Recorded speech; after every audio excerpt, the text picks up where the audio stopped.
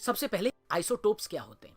Isotopes वो species होती हैं जिनका एटॉमिक नंबर मतलब Z सेम हो लेकिन मास नंबर मतलब A डिफरेंट हो, क्योंकि आपको मालूम है एटॉमिक नंबर को Z से रिप्रेजेंट करते हैं और मास नंबर को A से।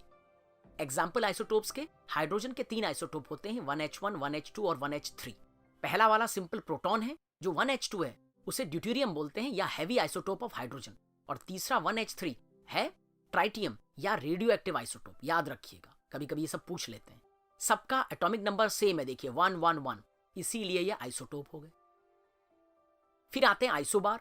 क्या होते हैं? Species which have same mass number मतलब A but different atomic number मतलब Z। Example He23 and 1H3। Helium और ट्राइटियम जो हाइड्रोजन का आइसोटोप है, यहां पर क्या हो गए? आइसोबार। क्यों हो गए? दोनों के मास नंबर देखिए, दोनों के मास नंबर बराबर है, 3 और 3।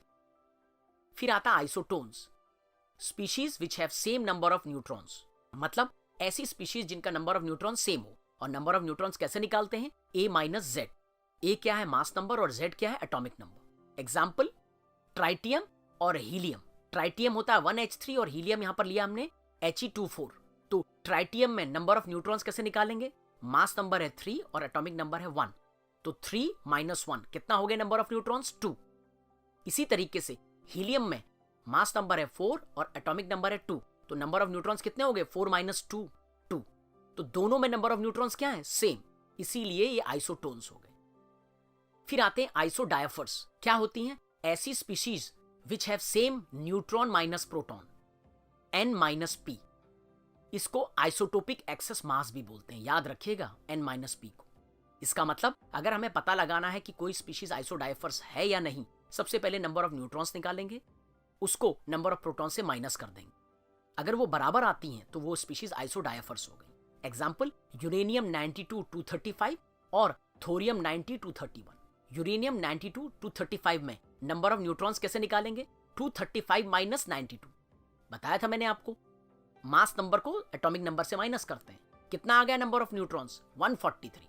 और नंबर ऑफ प्रोटॉन्स तो मालूम है कितना है? 92। तो अगर N माइनस P निकालेंगे तो कितना आ जाएगा? 143 minus 92, that is equal to 51। इसका मतलब यूरेनियम का N माइनस P 51 आ गया। अब निकालते हैं थोरियम। थोरियम में नंबर ऑफ न्यूट्रॉन्स कैसे निकालेंगे? वही 231 माइनस 90, कितना हो गया? 141। प्रोटॉन्स कितने हैं? 90, तो N माइनस P कितना हो गया? 141 माइनस 90, दैट इज 51। तो एक चीज देखिए, N minus P of thorium is equal to N minus P of uranium, इसीलिए ये दोनों क्या हो गए? Isodiaphers. I think this is clear.